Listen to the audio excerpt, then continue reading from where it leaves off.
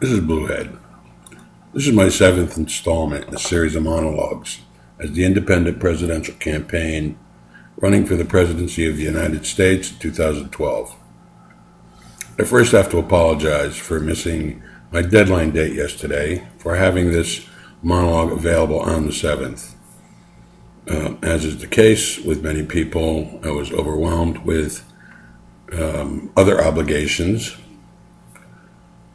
the running of my personal life and that of my family, and could not muster the hour it takes to publish the October 7th monologue. I'm going to reserve that monologue for this discussion, which is basically a correction of my discussions regarding crude oil and the way it's priced and used and what we see at the end state where we buy it at the pump and in our homes for heating fuel. I talked about speculation, which is certainly a large factor in where the price of a barrel of crude oil ends up before it hits the refinery and before it's refined either into dirty oil, dust, black powder that makes chemicals, or the distillates that we burn.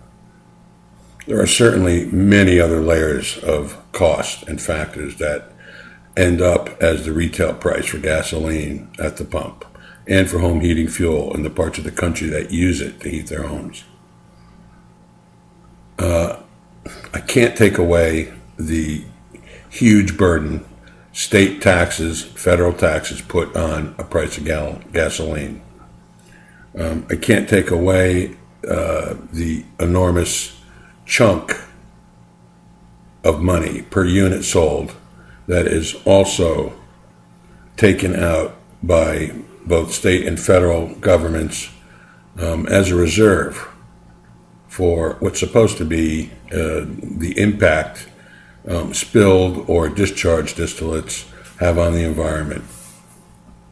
So in addition to speculators who drive up the barrel price based on where the crude is coming from, we also have the individual taxation, and in individual states, we've got various levels of blend requirements based on the overall environmental objectives for that particular state. California, obviously, and by everyone's common knowledge, having the most burdensome regulations regarding the emissions of combusted gasoline that runs through your car and ends up coming out of your tailpipe as exhaust. There are restrictions on the quality and parameters of that emission require special blending of the product on the front end. And those special blends, of course, are expensive and require more refinement, additives, and various other material and time requirements to make the product, driving the cost up. So what we see at the pump is not necessarily all speculation. There are layers and layers and layers of other things that end up being or constituting the retail price we pay when we put the gas in the car. That's where we feel it most. If we call the oil man, if you live in the Northeast, the Midwest, and certain other parts of the country, you heat your home with number 2 heating fuel, which is essentially jet fuel, very similar in characteristics. It's non-volatile. It's relatively benign in the environment.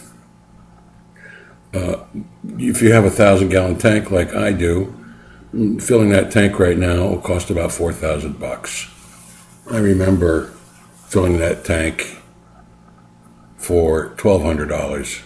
I remember years ago filling that same tank for $300 or $400. I also remember paying 35 cents a gallon for gasoline at the dock. Well, obviously those days are gone, but that cannot detract from the fact that we must become energy independent. And again, based on purely the facts, the fact is we are not prepared to go solar, to go wind power, or to go some alternate means of clean energy. We'd like to be, but we're not there today. And we have to deal with today. We have to go out and start our cars today. We need heat today. And to be practical about it, we need heating fuels and fossil fuels for a long time into the future. There's no magic switch. And for some reason, the current administration thinks that they could throw a pile of dough at the problem and a magic switch will appear and they could say, we're off fossil and on to alternate means of energy. We all know how it works. That's laughable. There will be an alternative to fossil fuels one day. I think we all know that. But that day isn't today. Stay tuned.